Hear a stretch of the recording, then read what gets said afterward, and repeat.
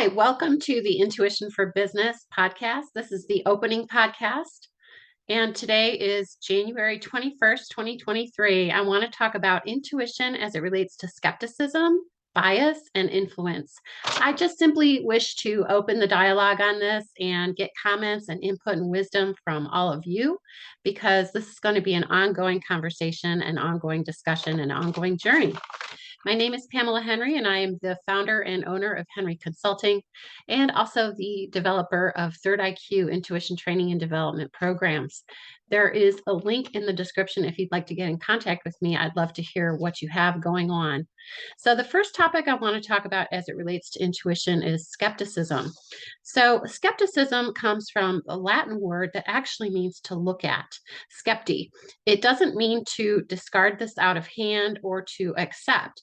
It really has nothing to do with whether we accept something or not. But in our culture, skepticism has taken on a role or a meaning in the English language of being something that we don't believe, or something that is false, something that is coming to us without proof, without evidence. That's actually not what it really is. We really do want to be skeptical. We want to be skeptical of all the information that we're taking into our mind, actually, in an ideal setting, right? So skepticism is something that we definitely want. Now, when we're not dismissing something nor accepting something, that means that there is a possibility that we might accept it or we might dismiss it. The observer is a key concept in meditation and is related to intuition, and the observer is the next step in skepticism. So when we're skeptical about something, we're observing. We're withholding judgment until such time as we feel like there is a reason to give judgment, a reason to accept or refuse. Now, the observer is something that is related to emotional intelligence as well. The core emotional intelligence competency of self-awareness has a lot to do with something that is known as the observer, and it's coming from meditation. So hopefully now we can start to see how a skeptical mindset really is a self-awareness mindset. And a self-awareness mindset is not just a core component to emotional intelligence, it's a core component to intuition as well. Self-awareness is the actual end goal of meditation in many different meditation schools. Self-awareness is the thing that allows us to actually manage what we're doing, think about what we're doing, fulfill our responsibilities. We have to be aware of something before we can manage it. So skepticism is a good thing. We definitely want skepticism. The emotional intelligence core competency of self-awareness is something that relates back to meditation. Once again, before we move on to bias, we're going to cover this just a little bit more. In meditation, what we will do is we will try to observe what we're feeling. We observe thoughts that come through our mind, feelings that come up. We can hear sounds in the distance or sounds in the room. We might be smelling something or hearing something or feeling something in our body while we're trying to meditate and achieve a more calm, peaceful mindset. And as we do that, our job is simply to observe. So observation is a very, very good thing to develop. When we're skeptical about something, we're observing. When we are trying to be aware of ourselves, we're observing. Anytime we're observing until we can make a judgment, we are practicing an intuitive core skill.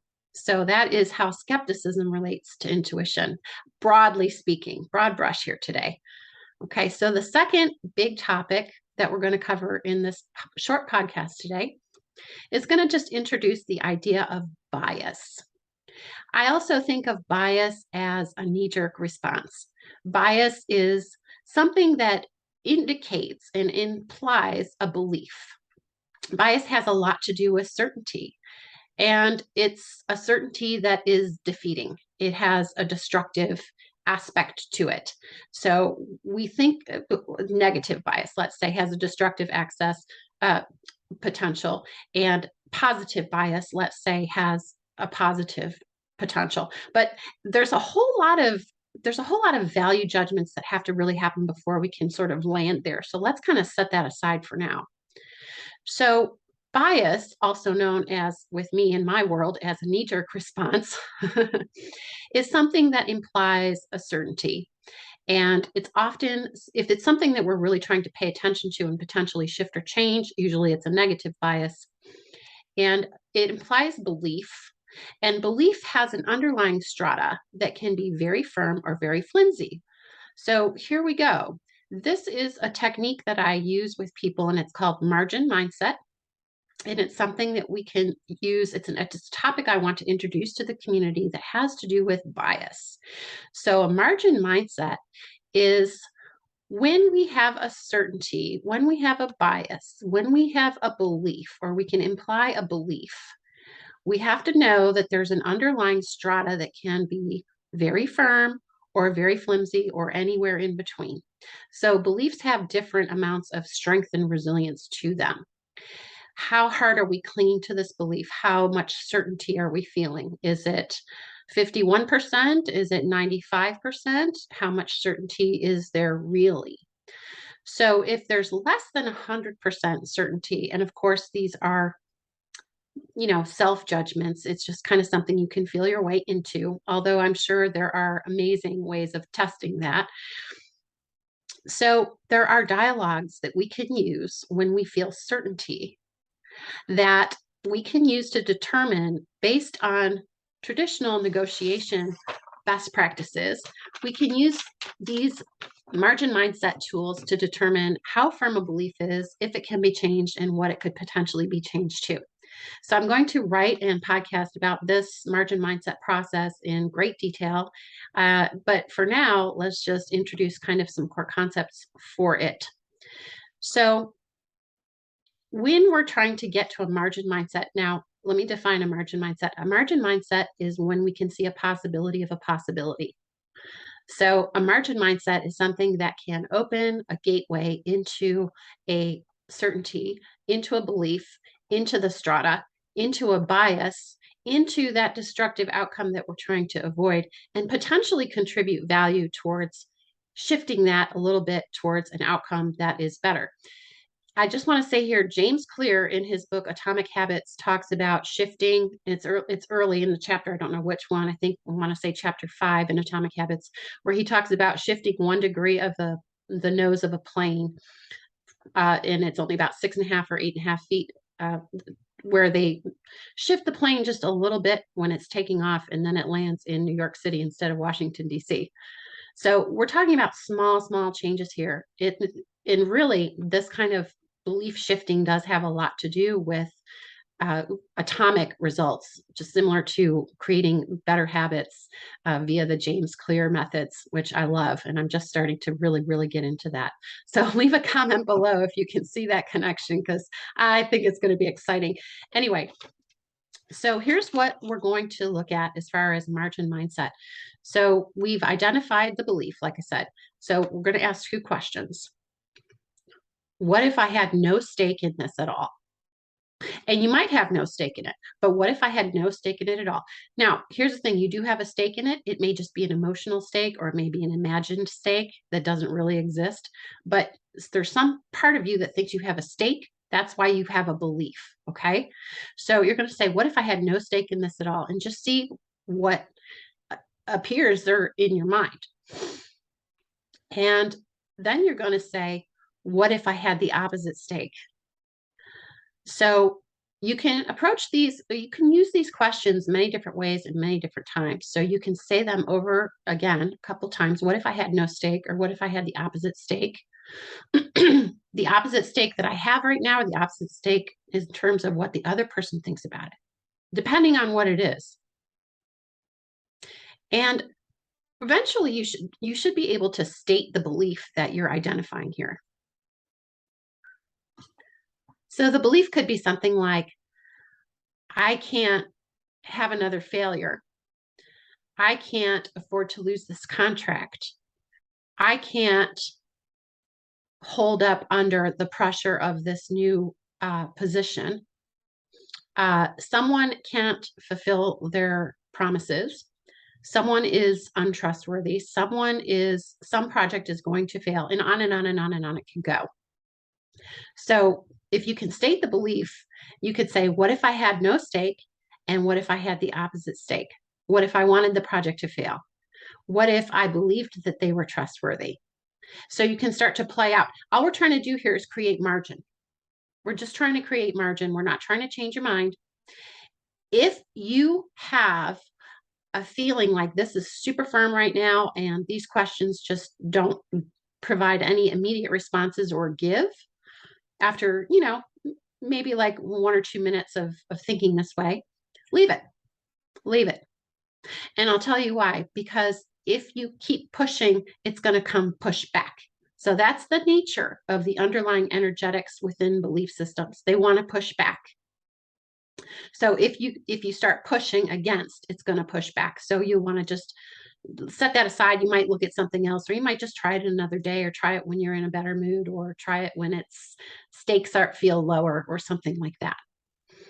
So if you can state the belief, then the third thing that you want to do, part C of margin mindset, dialoguing with yourself. This is a great thing to just do for yourself. And you can do it with me as well. But if you state the possibility that you're wrong, or state the possibility of something else. So let's say, for example, I cannot withstand another business failure. Okay. Or I cannot withstand another business project failure. I cannot withstand it. So is there a possibility that I could withstand it? No, there's no possibility I could withstand it. Not at all. It's just, it can't happen. It cannot happen. Okay. Is there a possibility of a possibility that you could withstand it? Well, I guess if I won the lottery, or I guess if I got a big contract, or I guess if this happened or that happened, or if somebody, so once you start to go there, even as crazy as that sounds, like I win the lottery, it's like that's the ultimate extreme stupid thing, right? But if you can, we're not looking for intelligence here. We're not looking for wisdom here. We're just looking for a crack in. So we're trying to chip away at a belief that is too firm, so that we can introduce air, introduce margin, introduce a possibility of a possibility. If you can get yourself or someone else to a possibility of a possibility, you've achieved the goal of the exercise. If you can't get to the possibility of a possibility, or there's pushback, you leave it. You leave it and you consider it a success. In my book, it's a success, because if we did something, we dialogued for 2 or 3 minutes and we found out new information. We found out this belief is really, really firm. It's not going anywhere. That's very valuable in a coaching scenario or a consulting scenario. That's really, really good for the coach or consultant to know. So, be grateful for whatever happens or nothing happens when you're working on a margin mindset. And it's really, really great to help with behavioral coaching as well, for those of you who are coaches out there. Okay, so now the third topic that I want to cover in this initiative, in this podcast, this #1 podcast that I'm putting out here, is the topic of influence. So how does influence relate to intuition?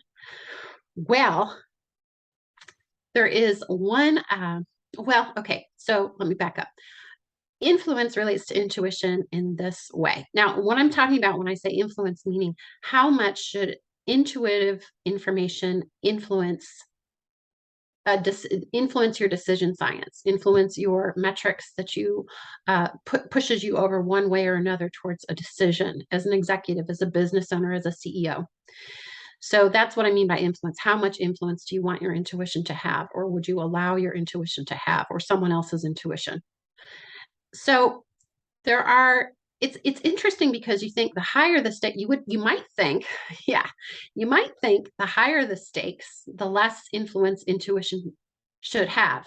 And that may be true. However, or the opposite, you might have the opposite belief.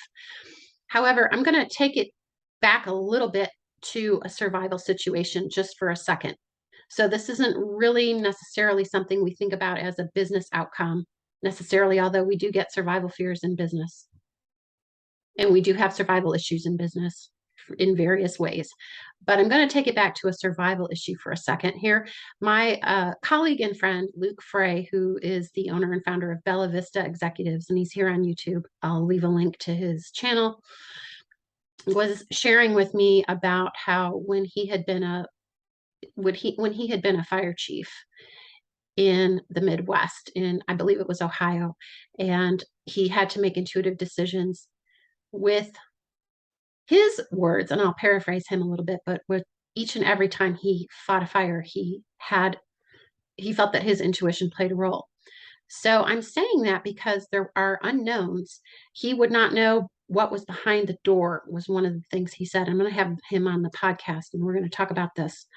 But he didn't know what was behind the door in a fire. And so he had to rely on intuition to contribute to his actions and behaviors and his thoughts and the safety ultimately and the success of the mission he was on and the job he was doing at that time and the leadership that he had to provide to other firefighters.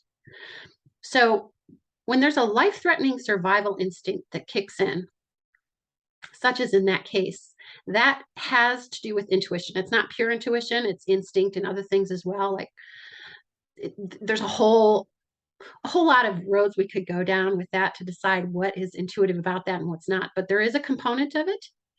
And when it's life-threatening survival instinct, it can have a game-changing effect, potentially a life-saving effect.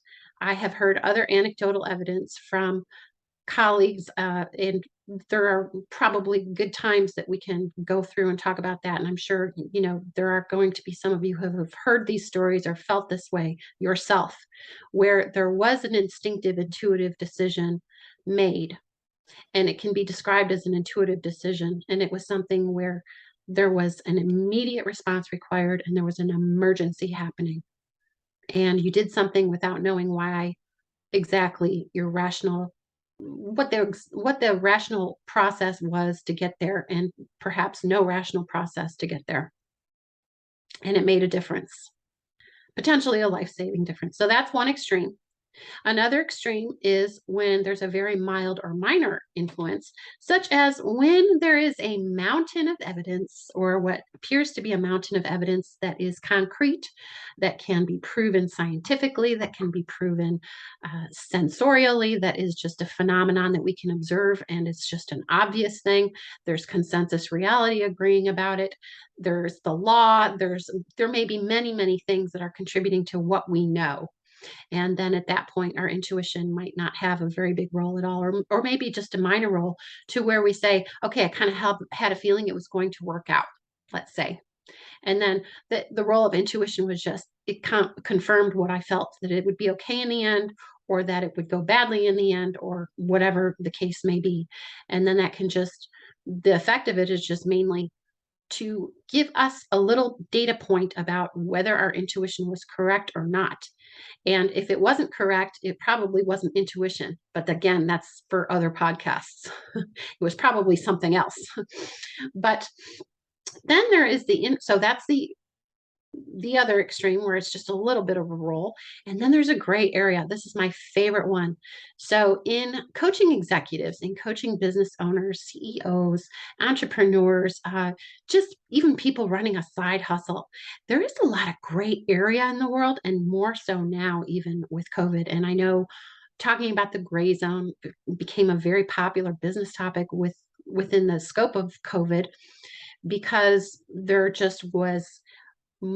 were many more questions than there were answers, and there were a lot of doors closing, and we could feel some doors opening, but we didn't know what they were. We didn't have time frames on things, and we had a lot of conflicting, potentially, information, feelings, et cetera, lots of upheaval, lots of what could be described as, even in some ways, chaos.